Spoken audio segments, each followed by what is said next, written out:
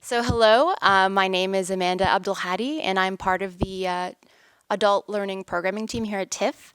I am so excited to welcome you to tonight's special event, the Toronto premiere of Horror Noire with Ashlee Blackwell and Tananarive Due.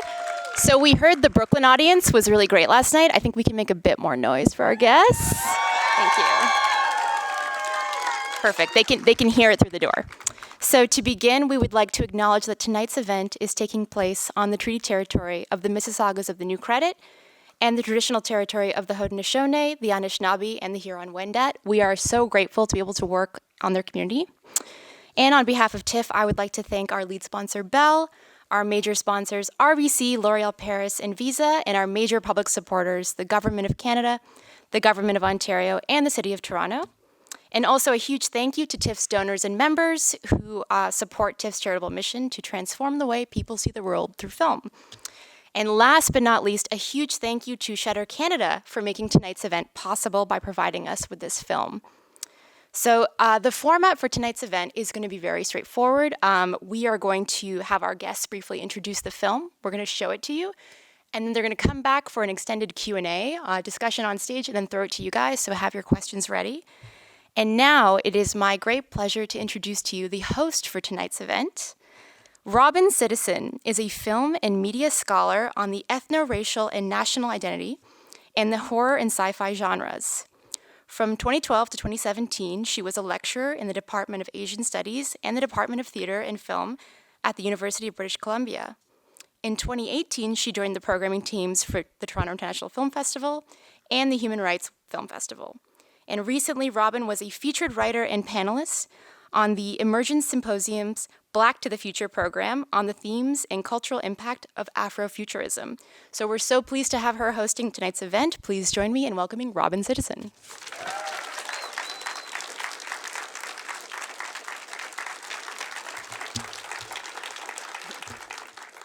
Good evening. I'm Robin Citizen. You braved the slush and the sleet to be here with us tonight, so thank you. It's my great pleasure to welcome you to the Toronto premiere of the Shudder original documentary Horror Noire.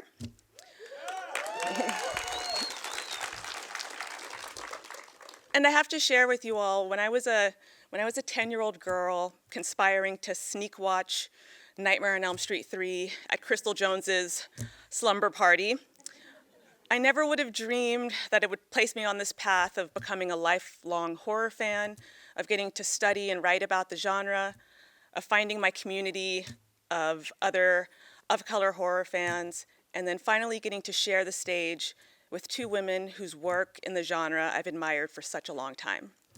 So with that, I'd like to introduce our guests for tonight's event, who will also be joining us for a post-film discussion, so please stick around for that. And apparently the BAM audience in Brooklyn was really rowdy, so we have something to live up to. We have to beat the Brooklyn audience. Yeah. So horror noir producer and co-writer Ashlee Blackwell has written for various print and online publications, including Shadow and Act, Rue Morgue, The Guardian, and Birth.Movies.Death. She also runs the immensely popular Black horror site, Graveyard Shift Sisters.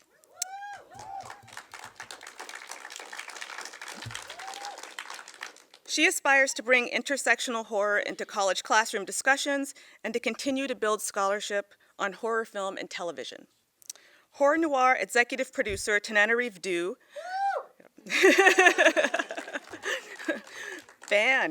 is a filmmaker, author, and educator steeped in Black horror and Afrofuturism. She recently produced a class at UCLA called The Sunken Place, which was inspired by the movie Get Out and delves into the history of Black horror. We hear that Jordan Peele is a fan. Please join me in welcoming Tananarive and Ashlee.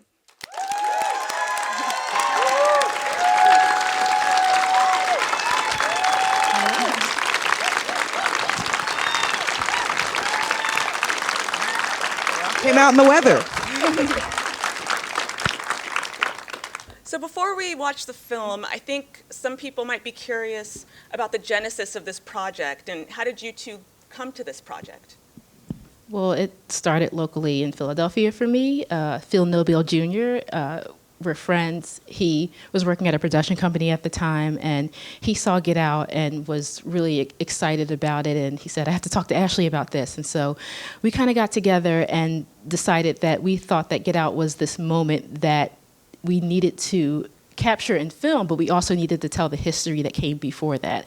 And that's pretty much how it got started. And we had the support of our local production company, and then we pitched it for about a year, and Shudder actually saw the importance of it and gave us the green light. That's basically the genesis. And I was just thrilled to be invited on as an executive producer. So I'm as excited about this film as you viewers are. Every time I see it, it's like, yay, it's so good, because they did the heavy lifting. But it's just been my pleasure and honor to be associated with it and to have taken part. Well, lucky us that both of you were involved. And now we're going to screen Horror Noire. Please stick around for the Q&A with these women after the film. Thank you. Thanks for coming out in the Thank weather. you. Please welcome Ashlee and Tananarive back.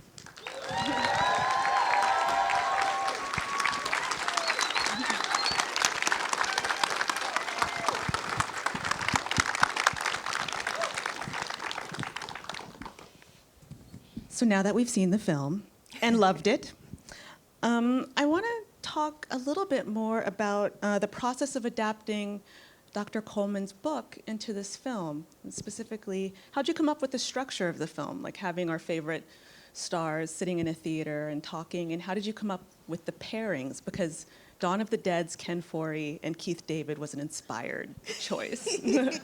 Honestly, it was all very serendipitous. We originally, the whole concept of the theater was one of our executive producers' ideas.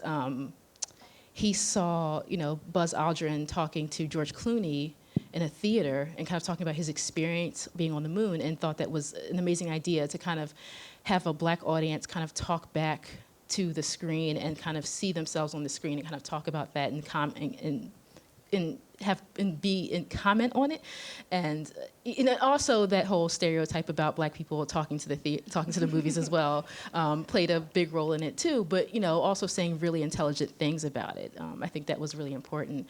And the pairings, again, that was all magic. That was kind of just like who was available and scheduling, and we had ideas of, oh, this person might go with this person, but it really was just people kind of coming together and kind of building chemistry. I know that Miguel Nunez and Kelly Jo Minter, they already knew each other, so they had a history, so that's how they were able to play so well with each other as well. And, the two couple of old timers, they, again, knew each other and had a great rapport, so it just was magic. Oh, yeah, I'll just echo what she said. I was not a part of that decision, so I was just watching the magic unfold. And the outtake reel at the end where they're singing Monster Mash, that was quality. So in the film, people mention King Kong and Swamp Creature and the Swamp Thing being kind of symbolic displacements for Black men, and how a lot of those early films depict anxiety around racial mixing and miscegenation. And this kind of suggests that the horror genre's depictions of monstrousness might be influenced by stereotypes of Black men and Black women. So do you agree with this? And do you think that recent horror films still depict monstrousness in terms of racial otherness or Blackness? Or in the post-Get Out era, has that changed? That's a really good question. Again, this speaks to the power of Dr. Robin Armeens Coleman's book. And if you have not read the book Horror Noire, and this is a great adaptation. I made a joke at the Hollywood premiere, finally a good adaptation in Hollywood. But please do read the book because she's laying all this out. When I was preparing to teach my class at UCLA, the Sunken Place, I had to run and buy Horror Noire. And honestly, I'd grown up watching these films, and I think watching The Mole People, I got a sense, oh, okay, maybe they do represent the disenfranchised. But I had not thought about it sounds ridiculous now. I hadn't thought about King Kong that way. I certainly had never thought of Creature of the Black Lagoon that way. So I see her point. Some of you will argue amongst yourselves in terms of today and how monstrousness is depicted today, I do feel like the zombie craze is a bit driven by that. You know, I mean, I've written zombie stories. I love zombies. I used to be one of those people who was just sort of like, oh no, we're all running away from the zombies. And then one day I realized, oh, wait a minute. We're the zombies that they're running away from. You know, it was like, no shade. I hate to even bring it up because it's come a long way. But when Fear the Walking Dead first came out, those first couple of episodes I thought were very problematic racially. We had a lot of black male monstrosity and stereotypical black characters. They really did work to fix it. But even white critics were calling it racist when it first came out. And it was around that time I wrote a whole column about how we are the invading zombies. And it really felt that way watching that show. Kind of the nameless horde at the border, even now, in exactly, political discourse. Yeah. Exactly. Ashlee? The only thing I really have to say about that is I've always kind of seen, mostly aliens. I would watch Aliens and Creature Features and always kind of get the general idea that they kind of were stand-ins for the racial other. And then, Dr. Coleman's book really gave it some really deep context for me to grasp onto. And I really endorse that point. So I feel like I would be remiss if I didn't bring up Ben from Night of the Living Dead, because so many people talked about how that particular character was the character that drew them into the genre, was the character that made them realize that horror had very important things to say about social inequality and our culture. And I want to know, what do you think Ben's legacy is in horror today? And are there any clear kind of characters that he's passed the torch to in recent films? Would you say Chris? Oh, Idris? No, Chris from Get Out. Chris, Yeah. Sorry, I'm always thinking of Idris. No, but maybe Chris from Get Out, if you want to elaborate on that. Oh, no? Okay, well. You're better at it. I mean, what's weird about that, I mean, Night of the Living Dead came out in 1968, and it's still unusual now to have a black male protagonist. No, that's why we're talking about Get Out. You know, it's so unusual, and even though there are different circumstances between those two films, and Romero was forever insisted, and I wish I could have asked him. I really thought I would get to have a conversation with George Romero one day and have him talk about this. But it seems that it was unconscious and unintentional, what he was doing, whereas what Jordan Peele was doing was very conscious and very intentional. Yes, Chris does have some shades of Ben, but I will say that Chris is a much sweeter guy. At least he's in he's not in the same alarming circumstances that Ben is in from the very beginning, so he doesn't have to be assertive and take charge and slapping Rose's parents around, you know, at least not in the beginning, you know, the way Dwayne Jones had to slap people around to get order when he was trying to command the front there in Night of the Living Dead. But yeah, the similarity is that in both films, those two black men are almost solitary. There are a couple more supporting black characters in Get Out, but the whole point of the film almost is that Chris is isolated racially. He's taken out of his community and out of his comfort zone.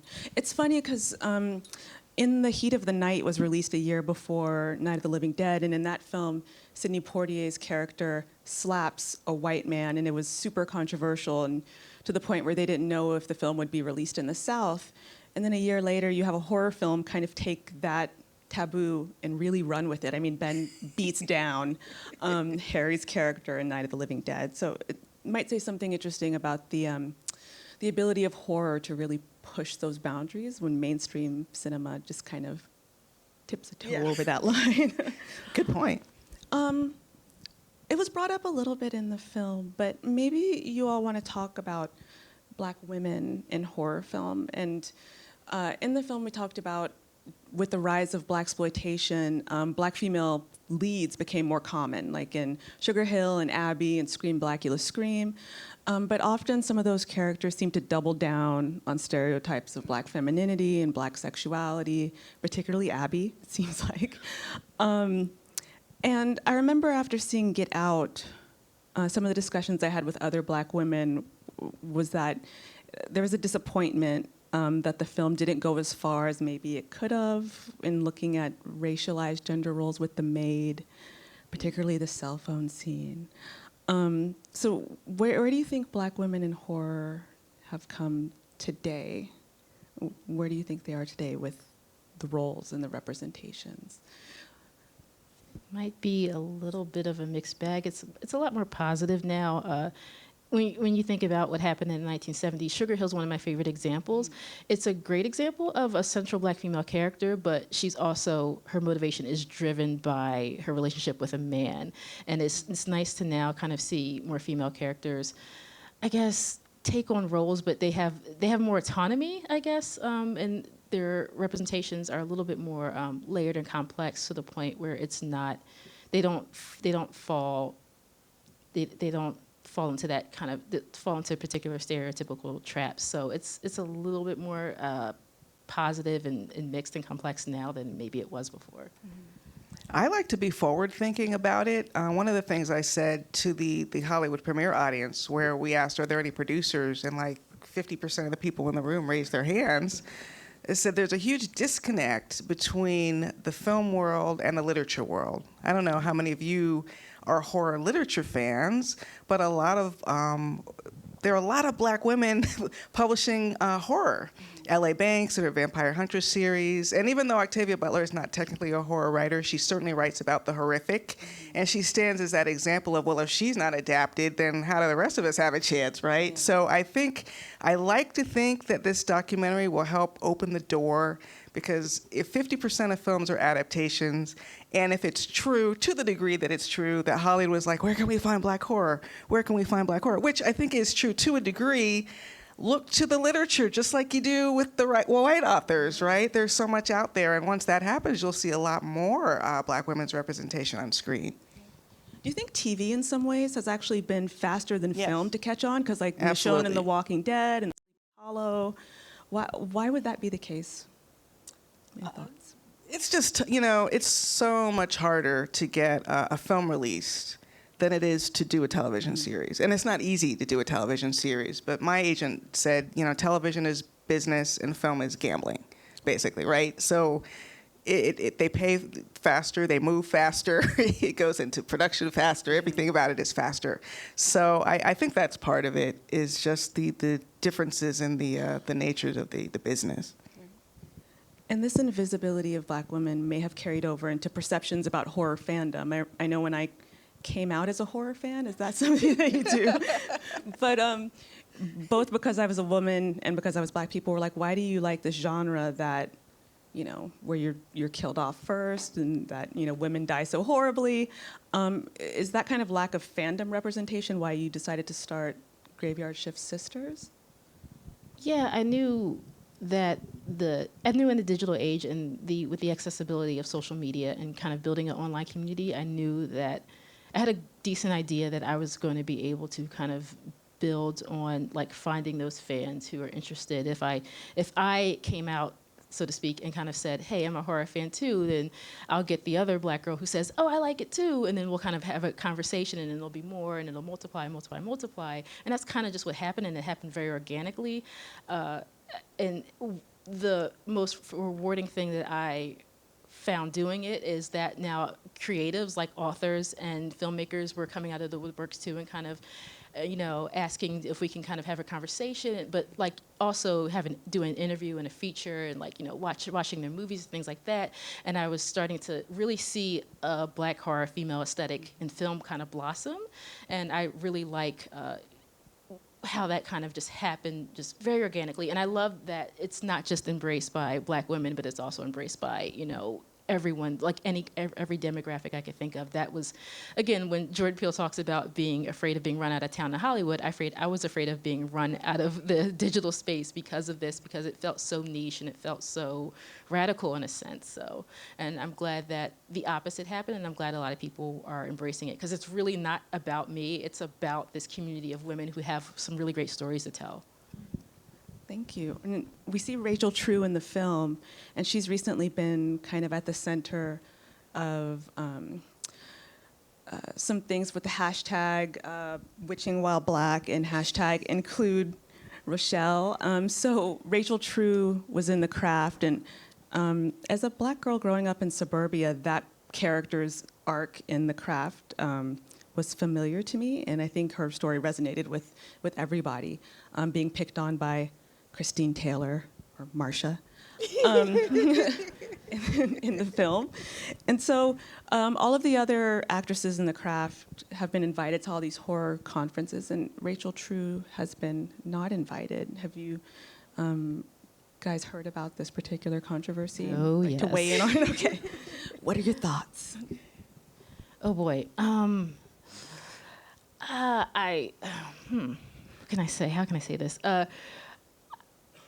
I think it's unfortunate. I don't think that her Twitter thread was wrong. I think she was pretty spot on, and I'm glad it at least got the attention because I did see it. I mean, I went to one particular convention where it was her and Nev Campbell. They were there, but at the there was a panel, and it was just Nev on the panel, and Nev was actually like, just thought to herself, like, why isn't Rachel up here? If we're talking about the craft, she was like, come on stage with me. And, it's unfortunate that this particular convention, that they didn't even think to include her. If they're going to ask Nev about Scream, obviously, but there's probably somebody in the audience who's going to ask her about the craft. And so Rachel was there, and, she went up, and, I mean, she's talked about, like, all of her castmates have been really super supportive of her, but I think it's kind of the bigger structure that might be shutting her out, and it's been historic. It's happened to her at the MTV Movie Awards when the movie was out, and it's happened to her when she was doing press junkets for the movie, and now I think she just was on Twitter and just got fed up, honestly. Didn't they even write her family out, like cut the scene with her family out? It's like, so always sort of in last place and a second thought. And I don't know how many of you are active on social media, but I could see this as like a train wreck unfolding where she's tweeting about it. And one of the great things about Horror Noire is that now she's part of this community, with like newly recognized community with a big publicity push around it. So we were all like, Rachel, what's going on? And then retweeting her. And then, Horror Noire is retweeting her. And you could see like the organizers, I'm thinking, you guys, don't you see what's happening here? Because it starts out in Twitter, then it leaps out into the blogs, and the next thing you know, you're in the trades. You better invite this girl before everybody's talking about you, and that's exactly what happened. They invited her, so all's well that ends well. And like I tweeted her, this is what community is about. And for so many of us, we have felt isolated as horror lovers. Not everybody loves it, but surprisingly for a lot of us, it's sort of this intergenerational love of this genre, whether it's horror or science fiction. And community is a beautiful thing, and that's why I'm super excited about this, because I'd like to see her get work. As Keith David and all of them set a stage, my number still works, right? Mm-hmm. So Tony Todd, hey, Candyman right over here, I hear there's a remake happening, so yeah, I'd like to see all of these actors get their due, as well as the younger creators coming behind them. So we're going to open up for questions after this one last point, but I want to get your final thoughts on where do we go from here? Is it discussions in academia like your Sunken Place course? And maybe you want to talk a little bit about how you developed that course. I know Jordan Peele was a surprise guest in one of your classes. I love that story. Well, so like all of you, or most of you probably, when Get Out came out, I was super excited. And at the time, I was teaching Afrofuturism at UCLA, which was more a combination of science fiction, fantasy, and a little bit of horror. But I said, wait a second. The fall is coming up. I could write a new course, and I can use Get Out as a linchpin. And I talked to my department chair and said, I want to teach a course called The Sunken Place. He's like, do it. That was it. That was the whole conversation. But it was an opportunity, obviously, not just to talk about Get Out, but this whole lineage, and using Dr. Coleman's book as a real spine, the lineage of cinema, but also the addition of the literature. Including some of my work, some writers like Kaya Shanti Wilson, who has a great story called The Devil in America. You can find online, tor.com. Just a whole bunch of writers out there. And when Monkey Paw Productions saw me tweeting about the course, he actually DM'd me and said, I could surprise them, ha ha. And it happened like a month later. He we were showing the scene of Rose dangling the car keys, the one that everybody gets so mad at Rose because she's a traitor, and everyone talking to the screen. And he was in disguise in a hoodie and a baseball cap at the back of the room. Oh, it's just beautiful. So. Yeah, that was really exciting for the students. And one of the things that's happened in the wake of Get Out, not just the fact that this documentary got the green light from Shudder, literally, as Ashley says, the day after the Oscars. There are people getting book contracts, fiction contracts, scholars, that pet book you've had about Black women in vampire fiction. You're getting your contracts, right? So it's really helping to elevate this entire conversation and bring awareness to corners you wouldn't even really think of. We need a reading list and a viewing list after this Q&A. I'm going to open up for questions now. I know people probably have some questions. There will be people coming around with microphones.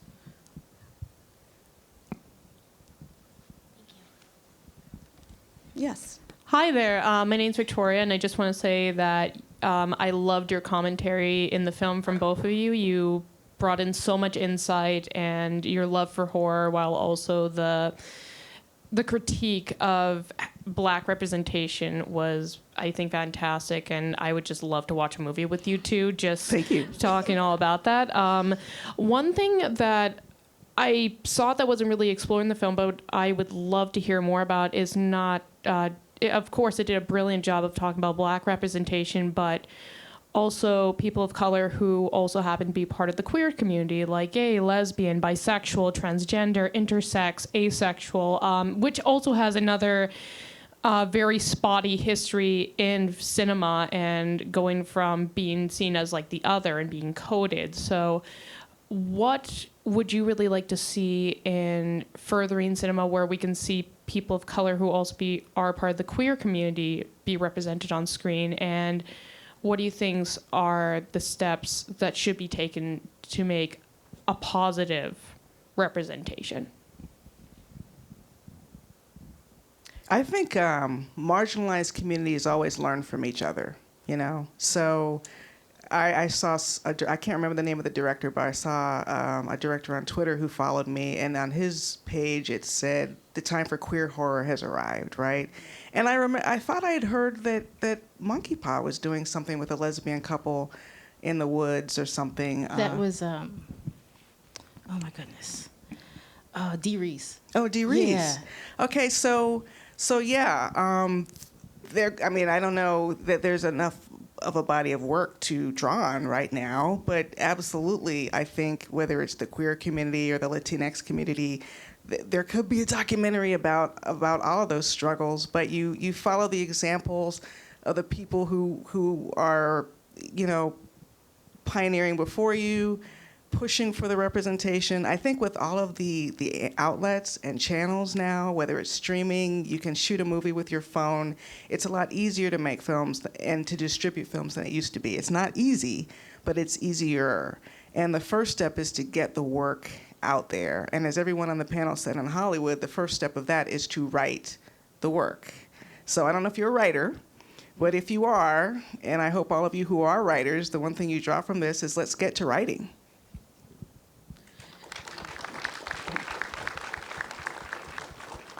Produce what you want to see on screen. Next question. Hello.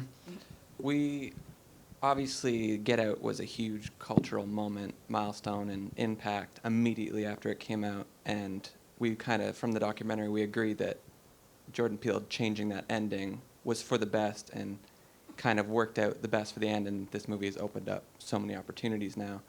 Do we think that that impact and initial reception would have been different at all if he had gone with his original ending, or would it just be different, but it still would have been that needed spark? Yeah, I don't know if it would have had the same impact. I'm guessing. I don't know. I'm like, yeah, I can't predict the reception of it. I know I would have been disappointed. I can only speak from my experience. When I did see that cop car come up, I sunk in my chair and my heart just broke. Because because it's almost like everyone in the theater I saw it with was just like, oh, because we knew that it was the cops. And when it wasn't, everyone was like, what? Yeah, like literally this huge cheer. So yeah, that made a huge impact on the reception of it and just the energy behind it for me and the experience that I shared with other people in the theater seeing it. Yeah, I think Jordan Peele was trying to go for something more nuanced, like, okay, he's in prison, but he won, and that would have been enough, you know what I mean? And it wouldn't have been enough. I mean, I would have still loved Get Out. I don't think it would have destroyed the film, but I don't think I would have seen it 10 times like I have. Yeah. Hi. So my name is Ria, and I'm a Black creative. I focus primarily in Afrofuturism from like a Muslim East African lens. And so basically I got all these beautiful opportunities to travel with my art, exhibit it in other countries, et cetera, et cetera. And so I share space with a lot of people in these opportunities that no one looks like me, and my art is unapologetically Black. So seeing this was so validating, and towards the end I think I cried, I'm not sure, but it was really, really dope. Like I really desperately needed it. So I guess my question is also sort of a comment, I'm not sure. I'm just freestyling right now. But I guess the number one question I get is, why do I only focus on Black art? Because the past 3 years, that's all I've been focusing on. And it's really hard. Sometimes I find myself being on the defense where I'm like, because I'm Black, I want to see myself. I haven't seen a Somali girl in Afrofuturism. Can I see that, right? So if you could offer affirmations to Black creators like me who are constantly being like verbally assaulted with demands of that are like, why are you doing this? Why are you making this Black content? What would you say? Did you get some of that when you were writing your collections of short stories, like Ghost Summer? And You know, I my heart goes out to you because I totally feel that experience. As a young writer, when I was in college, I started writing Black as a child, but as I got older through college and graduate school, exposed to the canon, reading my classmates' work, just feeling subtle pressure. No one's saying don't do that. But I started writing white characters. By the time I left graduate school, I was writing a novel about two white brothers, you know, and I don't even have any brothers. I mean, I was nowhere in my novel. And it was only when, for some reason, I gave myself permission to start writing the between, my first novel, that I realized I want to write about me, my family, my civil rights, activist family, living in the suburbs and afraid of racism. And it was really in doing that that I discovered my greatest power as an artist. It's not that Black artists can't write so-called race-neutral or white characters, because we do have to study whites, we're around whites all the time, right? So we can do it, but if we write our hearts and our experiences, we have something to offer. It's not just window dressing. It's not just a shade of color. It's a different approach to the storytelling. It's new mythos. It's new frontiers. It's new ideas. It's fresh. And so I say more power to you. Keep doing what you're doing, and you're doing your audience a favor by writing your truth.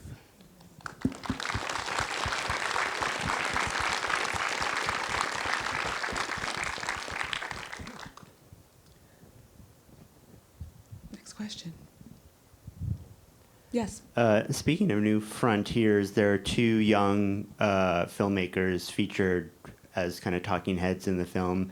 And I think we see kind of clips of their relatively recent films at the end. But could you, because I'm totally unfamiliar with their work, can you describe a bit about maybe like one of their pieces or one of their films that really struck you? Sure. Monica Moore is who you saw in the film. She's done, what is her? forgive me, I forget the name of her production company, because she has like a small production company in LA, and she has a short horror zombie film called Black In, Red Out, and it's, you know, it's basically it's sort of horror comedy, and it's where, like, you know, there's this weird mold infection in an apartment where there's a house party going on, and then someone touches it or gets infected by it, and then there's this crazy zombie apocalypse, but at the same time it's intertwined with this insane love story because this girl's trying to get this guy. And I mean, it's a fun film. Again, a lot of these filmmakers are just making are just putting characters of color in these kind of really fantastical situations and just really just upping the game for representation. And I recommend you kind of seek her out and seek her films. I know Mio Shabine, she's been making horror films for years. She has a huge YouTube presence, so you can definitely look her up. It's MVB Films, and you can kind of see her stuff online. She does a lot of DIY stuff, but she also works with production companies as well. And I don't want to forget your friend Robin, Shania Williams, who was on the panel in Brooklyn. I think she took it offline, but she did a film called Paralysis, which I saw the clip in there. Yeah, it's on Amazon Prime now. Oh, it's on. Oh, excuse me. That's why I can't see it for free anymore. Well, good for her. But she also was just at Sundance because she co-wrote the short film Suicide by Sunlight, which you might have read about at Sundance. So there are those filmmakers waiting in the wings. There's another one, Maria Wilson, who did Vinifica, which is on Shudder. And I should mention that this will be on Shudder tomorrow, streaming on at midnight. Yeah. Tell your friends. Sometimes it's hard to seek out, but especially short films are more and more accessible. And that's where you see a lot of independent productions. Yes. Hi. When you were talking about like Annabelle or certain movies where the black characters were sacrificing themselves for white characters, was there any desire or attempt to, I mean, a lot of these movies, I'm guessing, were directed by white filmmakers. Was there any desire or attempt to reach out to them to see if they realized this trope that they were contributing to, or looking back on it, if they would have handled that differently or anything like that? It's funny you asked that. I was very curious. I only discovered later that Bernard Rose, who directed Candyman, was actually at the screening in Hollywood. So I wonder how that whole conversation felt. You know, in the case of Annabelle, I think they self-corrected.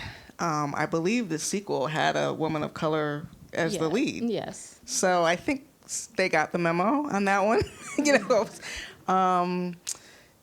So I don't know. I didn't reach out to anyone. I sometimes reach out gently through Twitter and with a few comments here and there, you know. I don't think it's always about cancellation culture as it is correction culture, right? Because if you don't call it out, then the new crop of filmmakers who apparently have not heard that this is a tired trope will repeat it. It's just, it's a blind spot, you know, this idea that a disenfranchised character will sacrifice themselves for you. And I think it's something that we can just call out without, you know, saying no one should see this movie, but call it out.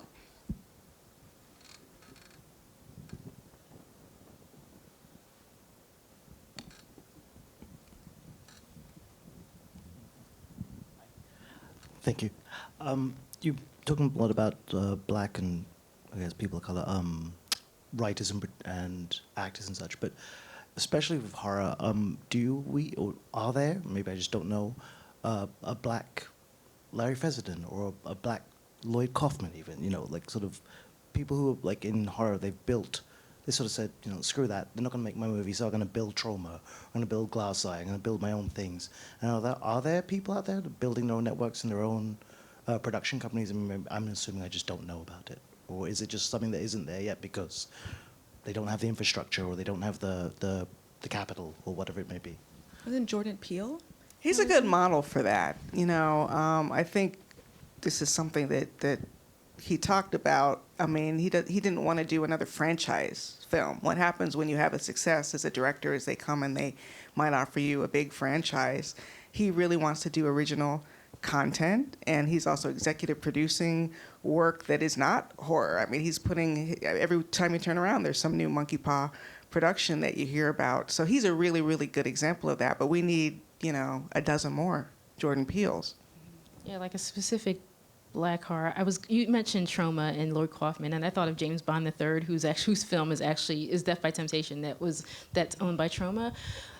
Yeah, I would My recommendation is Mark H. Harris's BlackHorrorMovies.com, because he literally covers every single black horror film you could possibly think of. So he's finding those underground productions and even small production companies that are black owned and have black characters in these really bizarre films. And again, also his commentary, when he reviews these movies, he has really insightful commentary, but it's also really hilarious. So I would encourage everyone to check out his catalog, because he really has, his blog preceded mine, and so he was also a big inspiration, his humor, his insight, because he's trekked black horror TM throughout all of the decades, and he's got some also really great essays on what's going on now.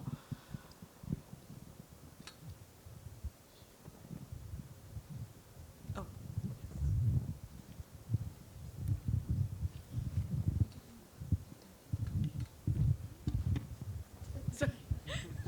Thanks.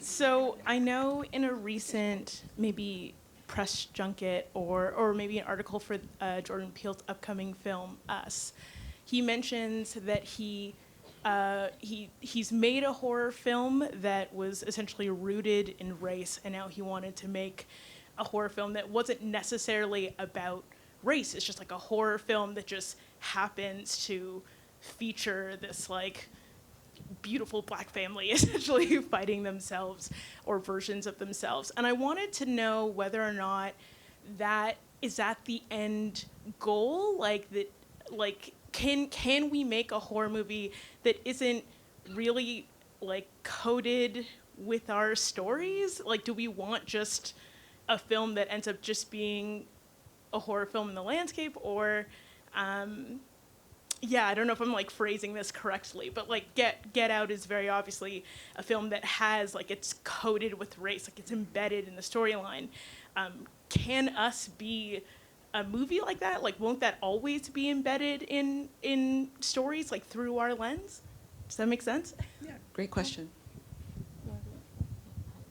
Well, okay, so one of the things I teach my students in my Sunken Place class is that the idea of black horror does not have to necessarily be rooted in oppositional racial politics, right? A story like Eve's Bayou is not about the man.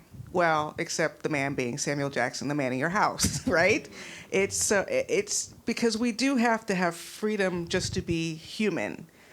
And that is our ultimate story. Our whole lives are not about fighting racism. While I think it's really exciting that Get Out makes racism the monster and therefore can teach a lot of people who haven't seen it or validate experiences for people who have seen it, it's just as important that we can just exist, right? And I think that's sometimes what dissuades young artists, black artists, from feeling like they want to write black characters, because if you write a black character, it has to be about the struggle or about the movement, and it's great if you want to write that. But no, maybe you just want to write about a little black girl who loves dragons, and that is also still revolutionary, right? So everything we do, unfortunately, is still revolutionary. So we have the freedom to do whatever we want to do.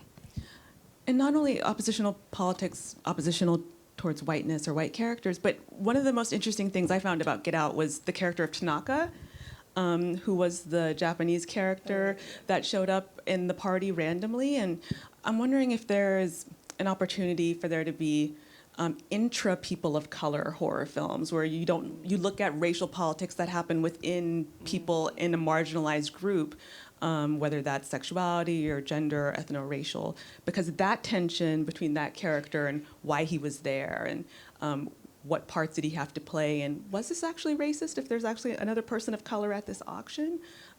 Yes, but we didn't find that out till later. And it's even in Black Panther, very briefly, with the scene in Korea. Hopefully somebody's writing that story. Right. Yes. Oh, yeah, I just want to say thank you for bringing this film here. As it was mentioned, Candyman is getting remade or rebooted with Jordan Peele producing, and Nia DaCosta will be directing. I was wondering if you could think about films during the blaxploitation era and horror films back from the 80s and the 90s that lend itself to a remake, and is there a specific film that you think could be, obviously there's a lot of tropes that need to be course corrected, as you said, correction culture. Is there a specific film that you hope to see maybe one day get rebooted, because we are living in the remake reboot era of Hollywood? Although there is a lot of original movies out there, that's a thing. But is there a film specifically that you'd hope to see get remade, and is there something specific that you'd like to see corrected? Maybe better representation for Black women, or a specific trope that you want completely eradicated or kind of commented on?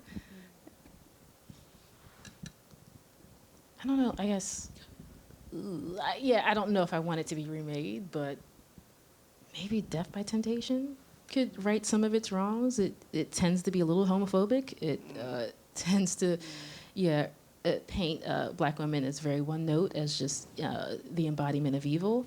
I appreciate its kind of sort of callback to what happened in the 1940s, like I mentioned in the documentary, but at the same time, it could use a revamp if that was something that, investors were interested in revisiting.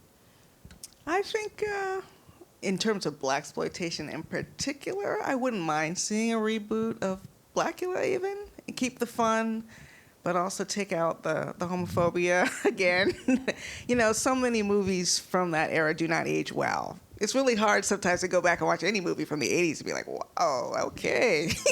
So in some ways I feel like you want to leave some of these older films alone, and it would be hard to kind of recapture that time and the kind of camp in Blackula. How would that even look now? How would you recreate that now? But it would also be fun. I would like a sequel to Alien versus Predator with Sanaa Lathan. Not that movie was good, but better than Alien 3. I said it. Yeah. Or Alien Covenant, or Alien Resurrection. That's right. Don't find me. I just want to see Sanaa Lathan kick some Alien and Predator butt again. We have time for one more? Oh, okay. So I want to say thanks to Ashlee and Tananarive for their time, and thank you for your wonderful questions. And Horror Noire streaming midnight on Shudder. Thank you so much. Thank you.